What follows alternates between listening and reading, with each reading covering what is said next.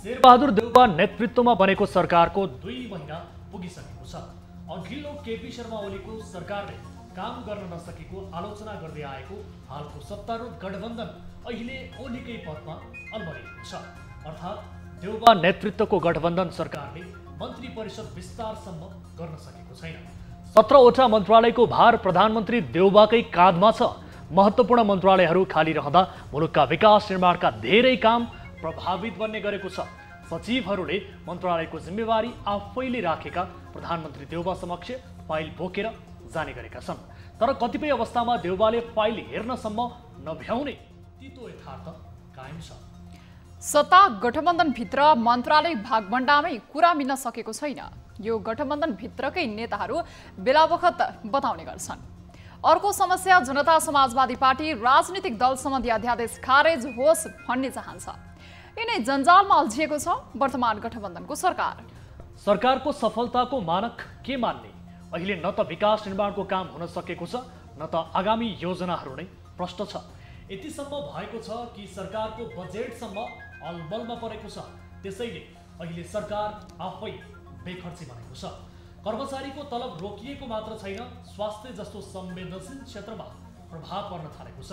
अक्षमताको CD उक्लिँदै गएको वर्तमान सरकारबाट आम नागरिकले के अपेक्षा गर्ने? अब प्राइम टाइम न्यूजका हेडलाइन्स। मन्त्री परिषद विस्तारमा अझै ढिलाइ। प्रधानमन्त्री शेरबहादुर देउवाले थाले गठबन्धनमा छलफल। एकीकृत समाजवादीले नाम टुङ्गो लगाउँदै।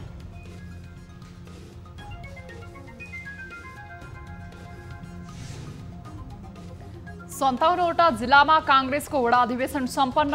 थप 7 जिल्लामा असोज 5 गते अधिवेशन गर्ने तयारी। भोलिसम्म विवाद मिलाउने सहमति।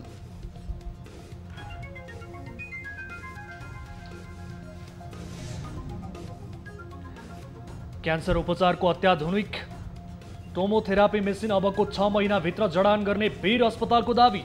ठेकेदारका कारण मेसिन प्रयोगमा आउन नसकेको जवाफ। अमेरिकाबाट अर्को नयाँ मेसिन आउँछ भन्नेसम्मको हामीलाई भरबल्ली भनेको छ। हामीले रिटर्न चाडबाडको मुखैमा उपभोग्य सामग्रीको मूल्य आकाशिँदै। सरकारी अनुगमन औपचारिकतामा मात्र सीमित। उपभोक्ता भन्छन् सरकार नै व्यापारीहरूसँग मिल्यो। नेतृत्व वर्ग व्यवसायहरूको दबावमा बसेर काम गर्दाखेरि अहिले समस्या के हो? आइसिसी विश्वकप क्रिकेट लिग 2 अन्तर्गतको एक दिवसीय सिरिजमा नेपालले अमेरिकालाई दियो 175 रनको लक्ष्य। ज्ञानेन्द्र मल्लको अर्धशतक।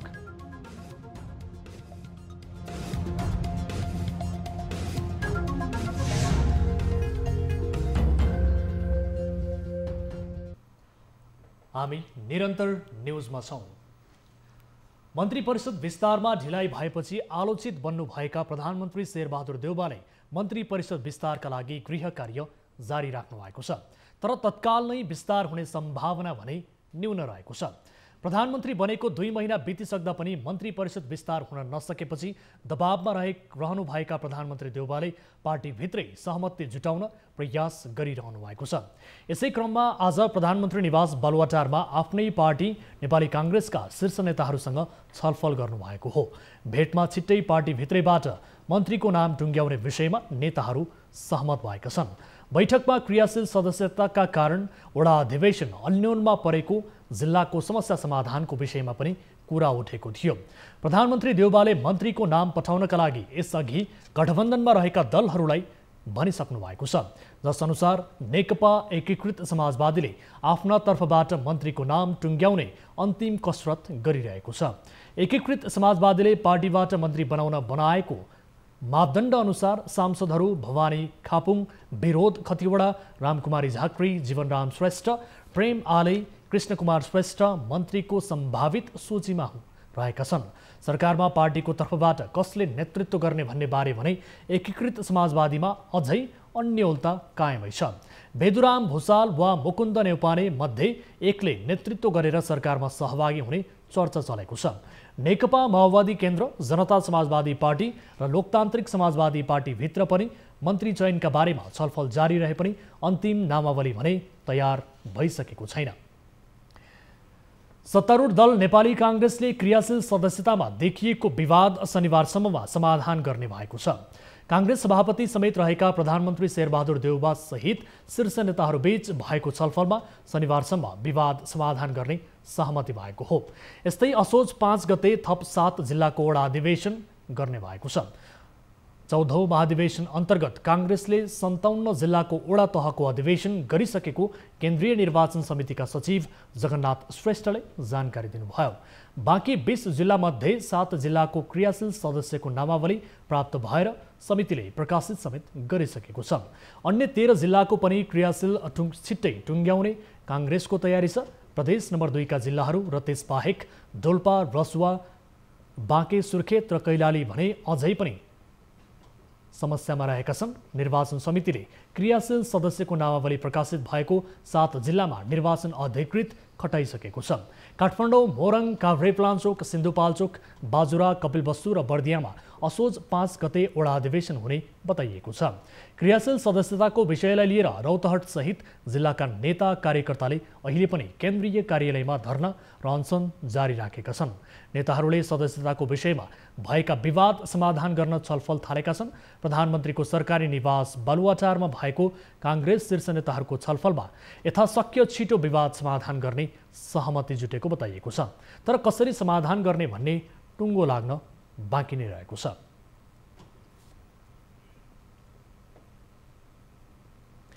नेकपा एकीकृत समाजवादीका अध्यक्ष माधव कुमार नेपालले सरकार विस्तारमा भएको ढिलाइको समस्या अबको 1 हप्ताभित्रै समाधान हुने बताउनु भएको छ। नवगठित पार्टीको केन्द्रीय कार्यालय उद्घाटन गर्दै अध्यक्ष नेपालले 5 गतेभित्र केन्द्रीय कमिटी बैठक बस्ने र पार्टी सरकारमा सहभागी हुने समेत बताउनु भयो। केन्द्रीय कमिटीको बैठक बोलाएका छौँ र यो बैठक पछि हामी तुरुन्तै निर्णय गर्नेछौँ। मलाई लाग्छ यो 1 हप्ताभित्र हामी सबै समस्यालाई समाधान गर्न सक्दैछौँ। त्यस्तै अध्यक्ष नेपालले दोस्रो पुस्ताका नेतालाई छिटोभन्दा छिटो पार्टीमा फर्किन आह्वान गर्नुभएको छ। नेता नेपालले एमाले अध्यक्ष केपी शर्मा ओलीले पार्टीमा सुशासन विधि पद्धति सम्भव नभएको आरोप लगाउँदै दोस्रो तहका नेताहरूलाई भ्रमबाट मुक्त भएर पार्टीको ढोका खुला रहेको र उहाँहरूसँग हातेमालो गर्दै अघि बढ्ने समेत बताउनु भयो। आन्दोलनलाई अघि बढाएर लान चाहनुहुन्छ, व्यक्तिवादबाट मुक्त भएर सामूहिकतामा विश्वास गर्नुहुन्छ, सिस्टमबाट विधिबाट पार्टी चलाउन चाहनुहुन्छ, यो सुसभ्य संस्कारको पक्षपोषक हुनुहुन्छ, राम्रो प्रवृत्तिको पक्षपोषक हुनुहुन्छ। उहाँहरू सबैको निम्ति हाम्रो ढोका खुला रहनेछ र उहाँहरूसँग हातेमालो गर्दै अगाडि बढ्ने। नेता नेपालले तत्काल अरू पार्टीसँग एकता सम्भव नभएको पनि बताउनुभयो। जनताको बहुदलीय जनवादबाट विचलित नभई अब पार्टीको ध्यान पार्टीलाई सशक्त बनाएर अघि बढाउनेतर्फ केन्द्रित हुने उहाँको भनाइ छ। गत भदौ 9 गते नयाँ दलको मान्यता पाएको नेकपा एकीकृत समाजवादीले पार्टीले आधिकारिकता पाएको करिब 1 महिनापछि केन्द्रीय कार्यालय उद्घाटन गरेको हो। कानुन, न्याय तथा संसदीय मामिला मन्त्री ज्ञानेन्द्र बहादुर कार्कीले अमेरिकी मिलेनियम च्यालेन्ज कर्पोरेसन एमसीसी मुलुकको विकासका लागि आवश्यक रहेको बताउनु भएको छ। आज कोशी टप्पुमा प्रकृति संरक्षण कोष मातहतको कार्यालय उद्घाटन गर्दै मन्त्री कार्कीले दलीय खिचातानीका कारण एमसीसी ओझेलमा परेको भन्दै मुलुकको बृहत्तर विकासमा प्रभाव पर्ने बताउनुभयो। उहाँले दलीय सहमतिकै आधारमा एमसीसी संसदबाट पारित गर्नुपर्ने दोहोर्याउनु भयो। सहमति भएर जानुपर्छ। मुलुकलाई अहिले राजनीतिक स्थिरता चाहिएको छ, मुलुकलाई दिगो शान्ति र समृद्धि चाहिएको छ। मन्त्री कार्कीले असोज 4 गते बस्ने संसद बैठकले बजेटको विषयमा अघि बढाउने पनि बताउनुभयो। संसदभित्रको गतिरोध हटाउने विषयमा प्रमुख प्रतिपक्ष दलका नेता केपी शर्मा ओलीसँग छलफल जारी रहेको भन्दै उहाँले केही दिनभित्रै राजनैतिक निकास निस्कने विश्वास समेत व्यक्त गर्नुभयो। वीर अस्पतालका लागि खरिद गरिएको क्यान्सर उपचारको अत्याधुनिक टोमोथेरापी मेसिन अबको 6 महिनाभित्र जडान गरिसकिने अस्पतालका निर्देशकले बताएका छन्। न्युज 24 टेलिभिजनले झण्डै 40 करोडमा खरिद गरिएको उपकरण थन्क्याएर राखिएका कारण बिरामीले उपचार नपाएको बारे रिपोर्टिङ गरेपछि अस्पतालले उपकरण जडानको जिम्मा लिएको कम्पनीलाई दबाब दिएको छ। अस्पतालका अनुसार 6 महिनाभित्रमा उक्त उपकरण जडान गरिसकिने र दिनको 12 घण्टासम्म सर्वसुलभ मूल्यमा रेडिएसन थेरापी सेवा दिने प्रतिबद्धता समेत जनाएको छ। एक रिपोर्ट।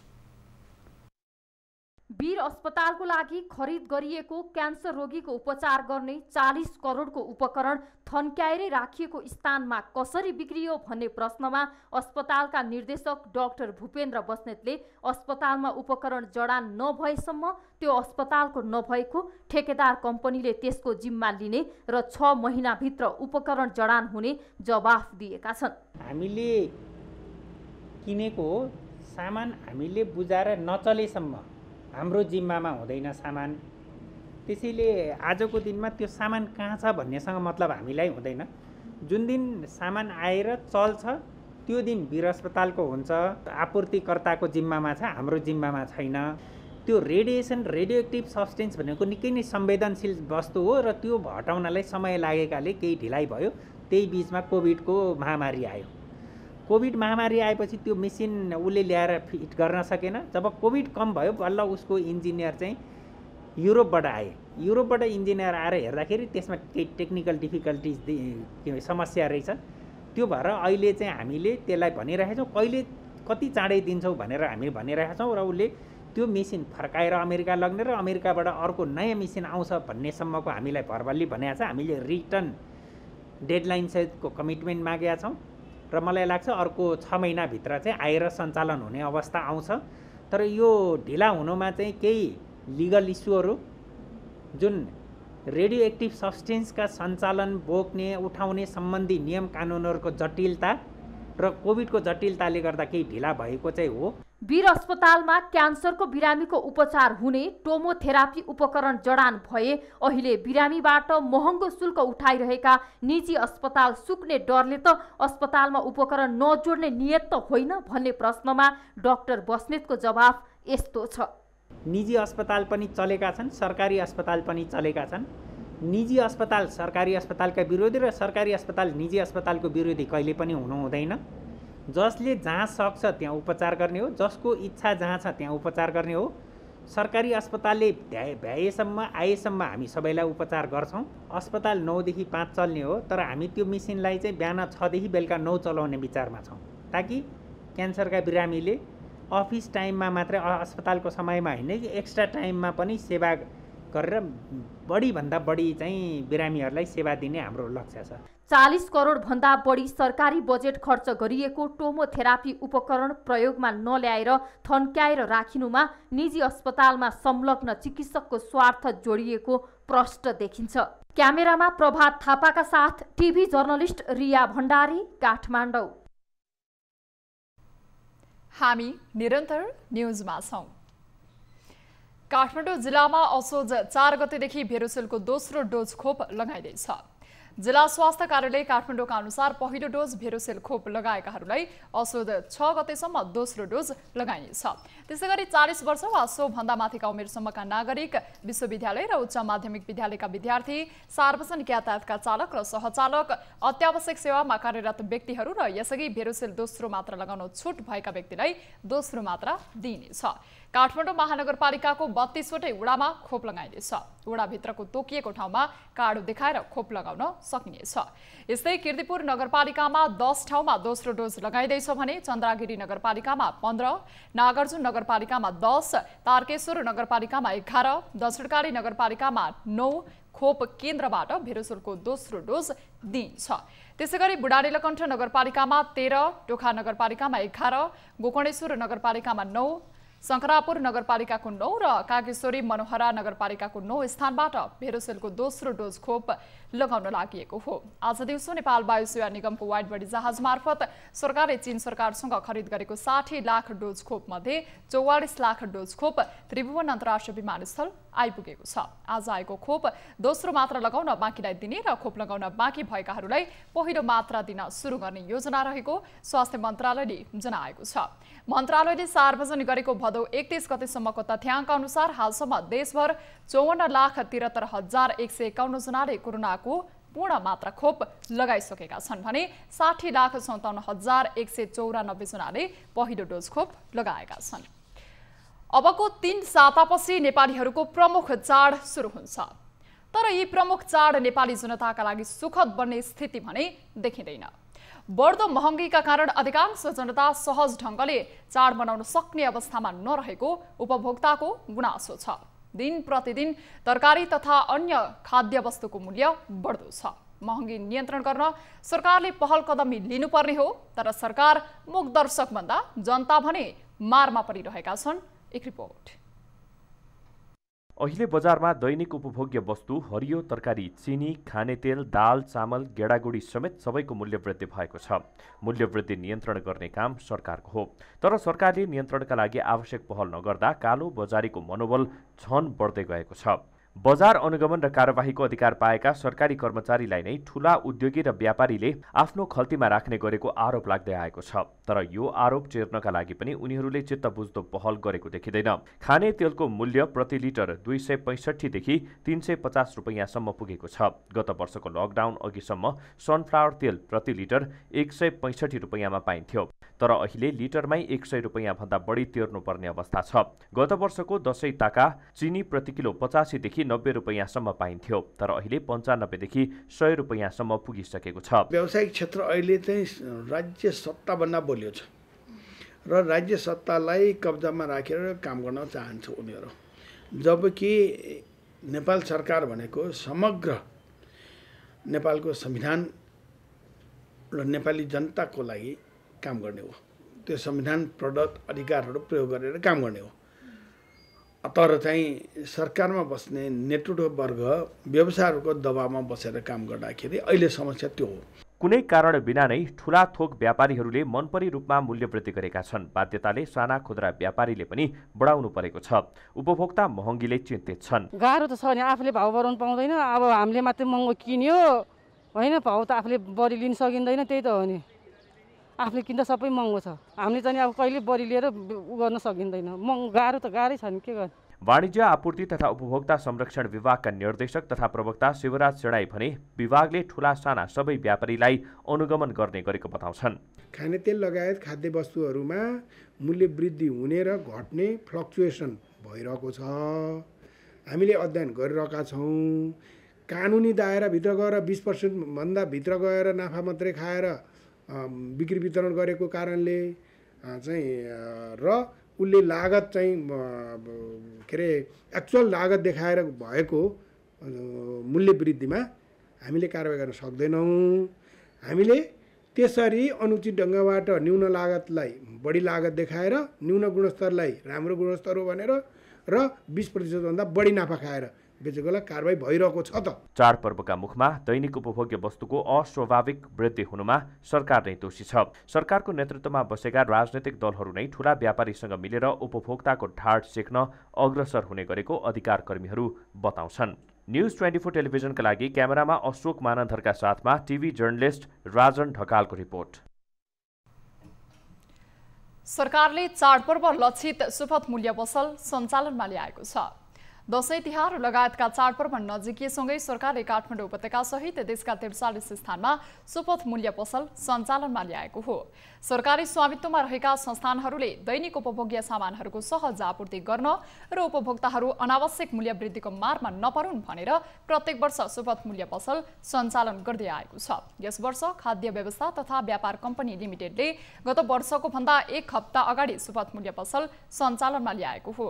असोज 1 गतेदेखि सञ्चालन हुने सुपथ मूल्य पसल करिब 2 महिना सञ्चालन हुनेछ।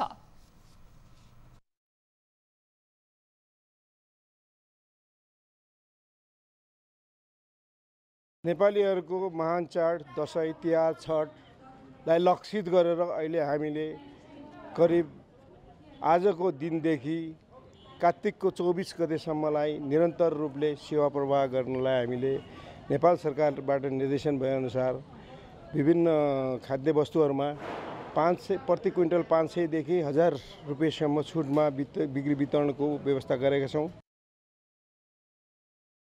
त्यस्तै कोभिडको जोखिम कायमै रहेकोले कोरोना भाइरस संक्रमणका कारण विभिन्न सुपथ मूल्य पसलहरूले अनलाइन डेलिभरीको व्यवस्था समेत गरेका छन्। दुर्गम जिल्लाहरूमा खाद्यान्न अभाव हुन नदिन हेलिकप्टर हवाई जहाजको व्यवस्था मिलाएर आपूर्ति व्यवस्था सहज गरिने कम्पनीले जनाएको छ।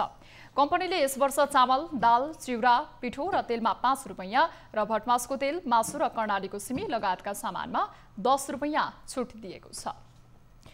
नेपालमा शुक्रबार थप 1558 जनामा कोरोना भाइरसको संक्रमण पुष्टि भएको छ।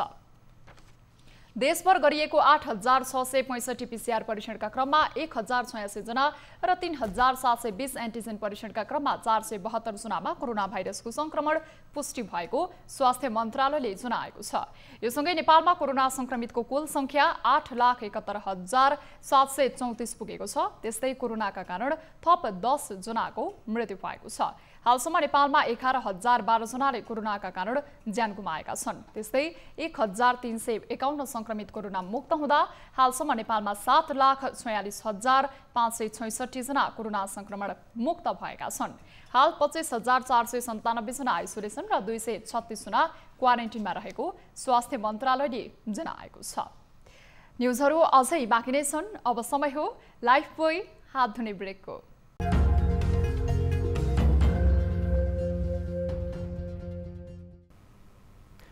हामी निरन्तर न्युजमा छौं।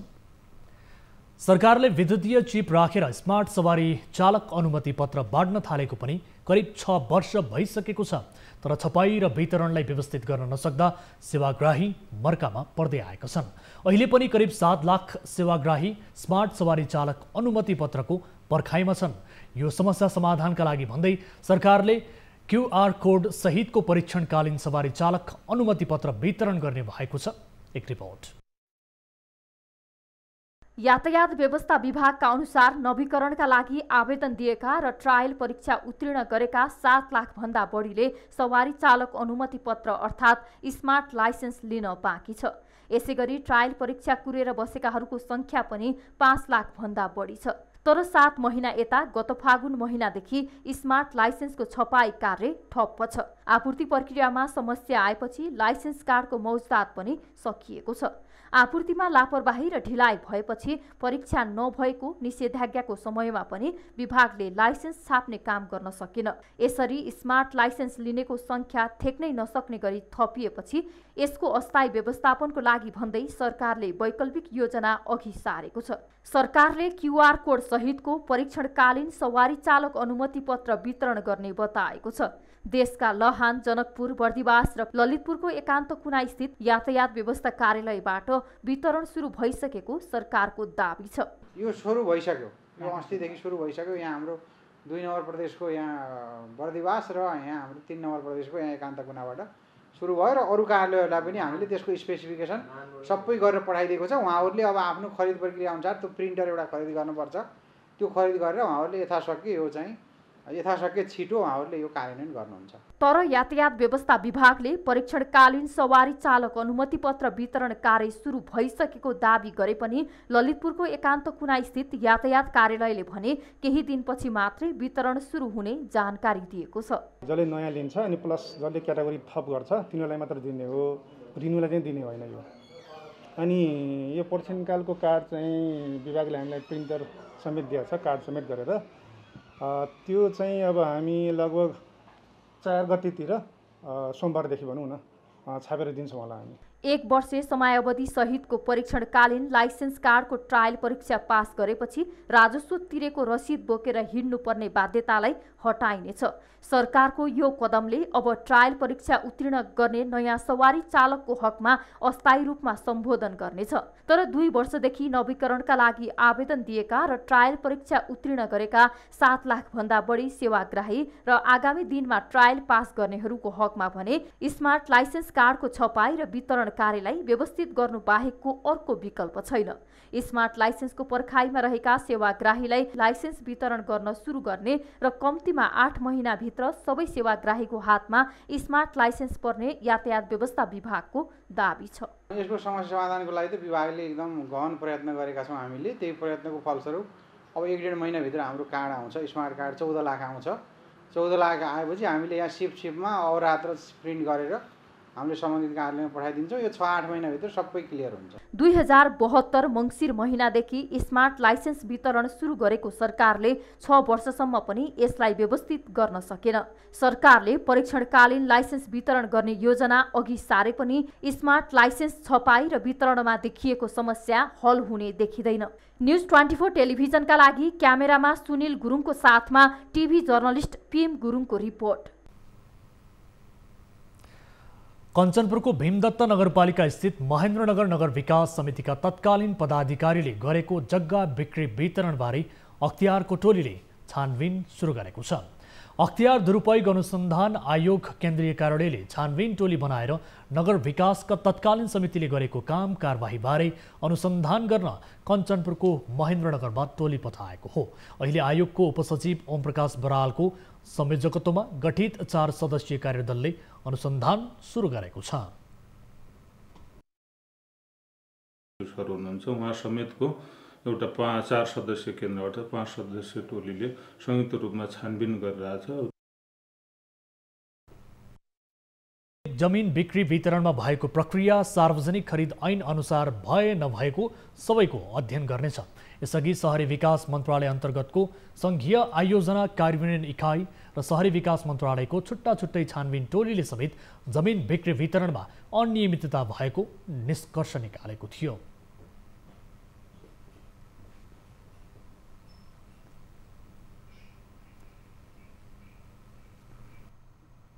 हामी निरन्तर न्युजमा छौं। पहिरोका कारण डोटीको दिपायल सिलगढी वडा नम्बर 8 सेठी गाउँका 200 भन्दा बढी परिवार विस्थापित हुने अवस्थामा पुगेका छन्। गाउँको तल्लो भागबाट लगातार माटो बग्ने र पहिरो जाने भएकोले स्थानीयहरू वर्षौंदेखि त्रासमा बस्दै आएका छन्। हरेक वर्ष वर्षासँगै आउने पहिरोको दीर्घकालीन समाधान खोजिदिन स्थानीयले माग गरेका छन्। एक रिपोर्ट। डोटीको दिपायल सिलगढी नगरपालिका वडा नम्बर 8 को सेठी गाउँमा 2064 सालदेखि पहिरो जान सुरु भएको हो। पहिरोले संयौं रोपनी खेती योग्य जमिन बगाइसकेको छ। पहिरोकै डरका कारण 50 भन्दा बढी स्थानीय गाउँ छोडेर अन्तै बसाई सर्न बाध्य भइसकेका छन्। यतिका यो गोरु बाछा कहीँ ठाउँ नै ठगान नै भएका हुनेले न टाढा टाढा न पानी छ न कहीँ गौचर हुन्छ उसो जाने। यसै वर्षको असारमा रोपिएको धान सहितको संयौं रोपनी जमिन असार, श्रावण र भदौ महिना परेको लगातारको वर्षाको कारण बगिसकेको छ। स्थानीयद्वारा वृक्षारोपण गरेर पहिरो रोक्ने प्रयास गरिएको भए पनि यसको खासै प्रभाव परेको छैन। लगातार माटो बगिरहने र जमिन भासिने समस्या भएका कारण पनि रोपिएका बोट बिरुवा पहिरोले बगाउने गरेको छ। सरकारी तथा गैर सरकारी क्षेत्रबाट पहिरोको दीर्घकालीन रूपमा रोकथामको प्रयास गरिनुपर्ने स्थानीयको माग छ। पहिरो जान सुरु भएको वर्षौं भए पनि कुनै पनि सम्बन्धित निकायबाट ठोस योजना सहित पहिरो रोकथामको पहल नभएको स्थानीयको गुनासो छ। जमिन बग्ने मात्र होइन, हाम्रो वडामा 8 नम्बर वडामा रहेको उजाउ भूमि मध्येमा एउटा राम्रो जमिन त्यो जमिन पनि हो। तर जमिन त अब धासिएर गयो, बस्ती नै अब खतरामा परिसकेको हुनाले यो बडो चिन्ताको कुरो हो र यसका लागि आवश्यक खर्च वडा र स्थानीय तहबाट हेर्न गाह्रो छ। त्यो भावनाले यसलाई प्रदेश वा सङ्घमा सम्बोधन गरेमा अलि त्यो राम्रो हुन सक्छ। पहिरोले पानीको मूल र सिंचाइ कुलो समेत बगाएपछि खानेपानी र सिंचाइमा समेत समस्या हुन थालेको छ। पहिरोका कारण जमिन भासिने क्रम जारी नै छ। स्थानीयले बस्तीलाई सुरक्षित स्थानमा स्थानान्तरण वा पहिरोको दिगो रूपमा रोकथामको पहलको लागि आग्रह गरेका हुन्। न्युज 24 टेलिभिजनका लागि डोटीबाट टिभी जर्नलिस्ट दिल बहादुर सिंहको रिपोर्ट। आज सुदूरपश्चिम प्रदेशका अधिकांश जिल्लामा गाई बाछी तिहार एवं बुढी पोल्ने पर्व मनाइँदैछ। असोज 1 गते ओल्के संक्रान्तिका दिन गाउँ नजिकका अलिक उच्च टाकुरामा सबैजना मिलेर रोका हाँगाबिगा झ्याङ तथा अन्य बोट बिरुवा काटेर एक ठाउँमा थुप्रो बनाई संक्रान्तिका साँझ प्रत्येक घरघरबाट आगोको राँको एकैपटक निकाली एकैसाथ पोलेर बुढी पोल्ने पर्व मनाउने गरिन्छ। यो बुढीलाई असोज बुढी पोलेको खरानीमा तेलमा मिसाएर टीका लगाइने गरिन्छ भने घर घरमा उक्त टीका सबैले लगाउनु पर्ने मान्यता रहेको छ। यस दिन बिहान ओलस्यो, बाबियो, पुत्याठ, गरगाङ्लो सहितका घाँसहरूले गोठ सिसारेर घर आँगनमा रहेको प्राङ्गारिक मलको खात, पर्साको खातमा फर्सी, सयपत्री लगायतका फूलहरूले सुसज्जित घाँसको आकृति बनाइन्छ। सुदूरपश्चिमका पहाडी जिल्ला र भारतको कुमाऊ गढवालतिर यो बुढी पोल्ने पर्व मनाइने गरिएको छ। यसरी बुढी पोलेमा वर्षभरि लुतो लगायतका रोग व्याधिबाट परिवारजन मुक्त हुने मान्यता रहिआएको छ। भगवान कृष्णलाई पुतना राक्षसनीले विषालु स्तनपान गराएको र श्रीकृष्ण भगवानले पुतना राक्षसनीको स्तन चुसेर मारेपछि पुतनाको भयानक रूप पैदा भएको तथा मरेको लासलाई हटाउन नसकेपछि गोकुलवासी ग्वालाहरूले टुक्रा टुक्रा पारेको दिनको सम्झनामा भाद्र 1 गते बुढी हाल्ने र असोज 1 गतेका दिन पोल्ने प्रचलन रहिआएको छ।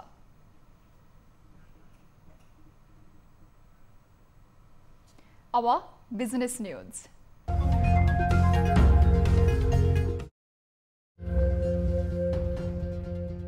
नेपाल धितोपत्र बोर्डमा 12 कम्पनीका नयाँ आइपिओ निष्कासनको क्रममा छन्। बोर्डमा 12 कम्पनीका करिब 2.5 करोड किता शेयर निष्कासनको क्रममा रहेका हुन्। 7 जलविद्युत, 3 लघुविद्युत, 1 इन्स्योरेन्स र 1 अन्य कम्पनीका शेयर निष्कासनको क्रममा रहेको बोर्डले जनाएको छ।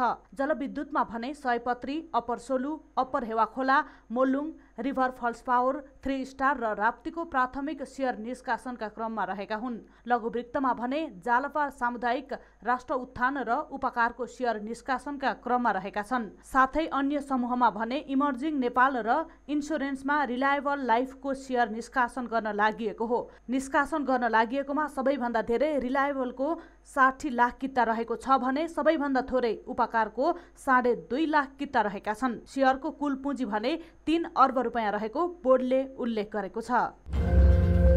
यो साताभर नेप्से परिसूचक करिब 135 अङ्क घटेको छ। साताका 5 कारोबार मध्ये 3 दिन नेप्से घट्यो भने 2 दिन बढेको छ। 2 दिन बजार बढ्दा करिब 72 अङ्क भन्दा बढीले बढेको थियो। बजार 3 दिन घट्दा 135.45 अङ्क तल ओर्लिएको हो। गत साताको अन्तिम कारोबारको तुलनामा बिहीबार समग्र नेप्से करिब 63.5 अङ्कले मात्र घटेको देखिन्छ।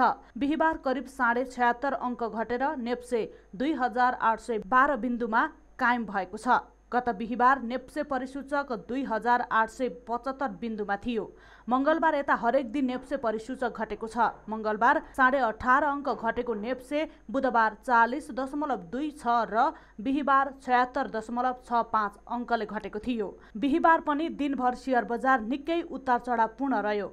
बजार खुलेदेखि नै घट्न थालेको नेप्से दिनभर नै सोही प्रवृत्तिमा रह्यो। यो साता शेयर बजारमा नेप्से परिसूचक र कारोबार दुवैमा गिरावट आएको छ। कोरोनाको प्रभाव घटेसँगै बजारमा लगानी योग्य रकमको अभाव देखिन थालेपछि बैंकहरूले ब्याज दर बढाएका छन्। शुक्रबारदेखि लागू हुने गरी अधिकांश बैंकले ब्याज दर वृद्धि गरेका हुन्। बैंकहरूले निक्षेपमा अधिकतम 10% सम्म ब्याज दिने गरी नयाँ ब्याज दर सार्वजनिक गरेका छन्। बैंकहरूले सार्वजनिक गरेको तथ्याङ्क अनुसार सनराइज बैंकले मुद्दती निक्षेपमा सबैभन्दा बढी 10.7% ब्याज दिने भएको छ। सबैभन्दा कम ब्याज दर स्ट्यान्डर्ड चार्टर्ड बैंकले 7% गरेको छ। बैंकहरूले सार्वजनिक गरेको सूचना अनुसार प्राइम कमर्सियल बैंकले संस्थागत मुद्दती निक्षेपतर्फ अधिकतम 9.75% तथा मेगा बैंकले 9.55% सम्म ब्याज दिने उल्लेख गरेका छन्। बैंकहरूले साधारण निक्षेपमा न्यूनतम 4.26 देखि अधिकतम 6.26% सम्म ब्याज दिने गरी ब्याज दर सार्वजनिक गरेका छन्। यसैगरी बैंकहरूले कर्जातर्फ आधार दरमा प्रिमियम थपेर ब्याज लिने उल्लेख गरेका छन्। सावित्री कञ्चनजङ्घा अगरबत्तीले विश्वकर्माको पूजाको अवसरमा रक्तदान कार्यक्रमको आयोजना गरेको छ। विश्वभर फैलिएको कोरोना भाइरसबाट विभिन्न अस्पतालहरूमा रगतको कमी देखिएकोले सावित्री कञ्चनजङ्घा अगरबत्तीले रक्तदान कार्यक्रमको आयोजना गरेको हो। सावित्री कञ्चनजङ्घा अगरबत्तीले हरेक वर्ष विश्वकर्मा पूजाको अवसरमा रक्तदान कार्यक्रमको आयोजना गर्दै आएको छ। यो विश्वकर्मा पूजाको उपलक्ष्यमा रक्तदान कार्यक्रम गरौँ, किनभने यतिखेर कोभिडको सङ्क्रमण चारैतिर बढिरहेको छ। मान्छेहरू जहाँ पाए आफूले दिन चाहेका मान्छेले दिन पाइरहेका छैनन् र भिडभाड नगरिकन सामाजिक कायम गरेर हामीले आफ्ना उद्योग परिषदभित्र रही उद्योगमा भएका सम्पूर्ण कर्मचारी साथीहरूलाई संलग्नता गराएर धेर थोर जति हुन्छ युनिट रगत कलेक्सन गरेर सेटकर्सलाई दिउँ भन्ने उद्देश्यको साथ कोरोनाको कारण सर्वसाधारणमा त्रास भएका बेला अस्पतालहरूमा रगतको अभाव हुन नदिन रक्तदान गरिएको हो। सावित्री कञ्चनजङ्घा अगरबत्तीले विगत 2 दशकदेखि सुगन्धित अगरबत्तीका ब्रान्डहरू उत्पादन गर्दै आएको छ। पूर्वदेखि पश्चिम नेपालसम्म, हिमालदेखि तराईसम्म उपलब्ध सुगन्धित अगरबत्ती छोटो समयमै नेपालकै अग्रणी अगरबत्ती ब्रान्डको रूपमा स्थापित बनेको कम्पनीले जनाएको छ।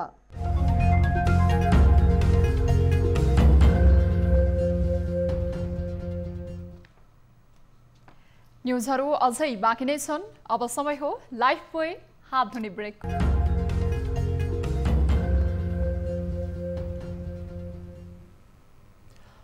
हामी निरन्तर न्युजमा छौँ। अब स्पोर्ट्स न्युज।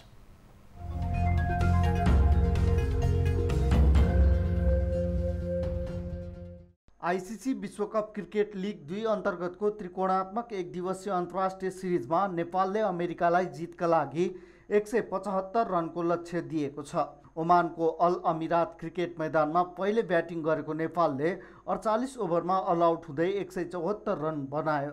नेपालका लागि कप्तान ज्ञानेन्द्र मल्लले 55 रनको अर्धशतकीय इनिङ्स खेले। उनले 105 बलमा 3 चौका प्रहार गरे। कप्तान मल्ल एक दिवसीय अन्तर्राष्ट्रियमा नेपालका लागि सर्वाधिक रन बनाउने खेलाडी समेत बनेका छन्। मल्लले 366 रन जोड्दै सर्वाधिक रन बनाउने खेलाडी बनेका हुन्। उनले पूर्व कप्तान पारस खड्काले बनाएको 315 रनको रेकर्ड तोडेका छन्।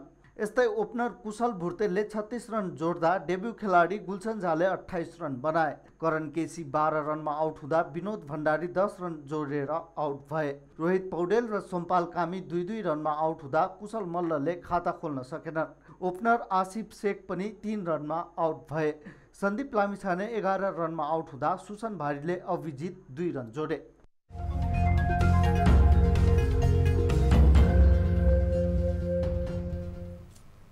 अब वेदर अपडेट।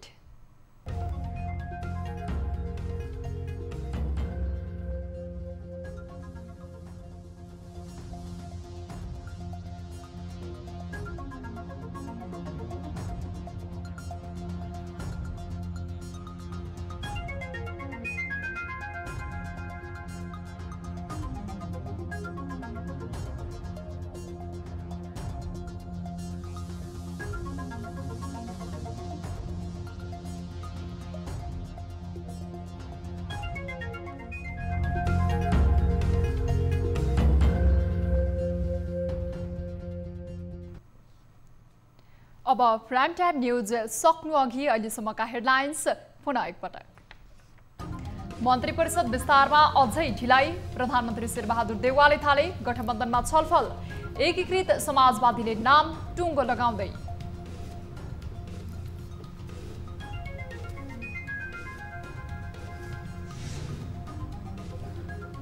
57वटा जिल्लामा काङ्ग्रेसको वडा अधिवेशन सम्पन्न। थप 7 जिल्लामा असोज 5 गते अधिवेशन गर्ने तयारी। भोलिसम्म विवाद मिलाउने सहमति।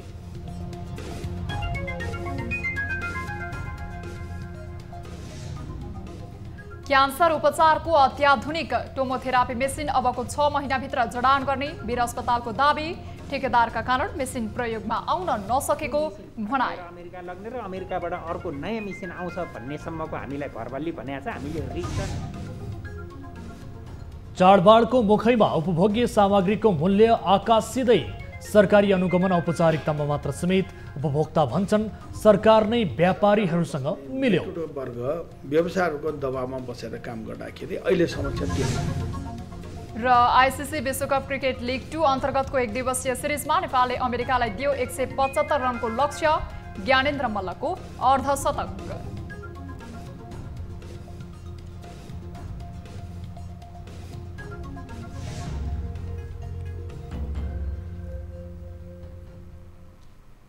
प्राइम टाइम न्यूज अहिलेलाई यति नै। जाँदा जाँदै ताली र गालीका लागि हामीले सोधेको प्रश्न, देश बजेट होलिडेको अवस्थामा पुग्नु लाजमर्दो विषय होइन? होइन, यस्तो पनि हुनुपर्छ भन्नेले तालीमा र हो यो लाजमर्दो पक्ष हो भन्नेले गालीमा। हाम्रो पात्रको एपमा गई भोट गर्नुहोला।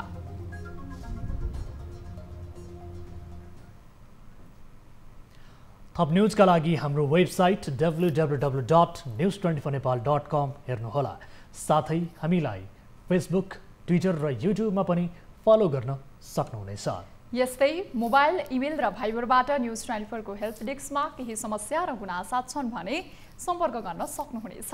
हामी निरन्तर न्युजमा छौं। नमस्ते।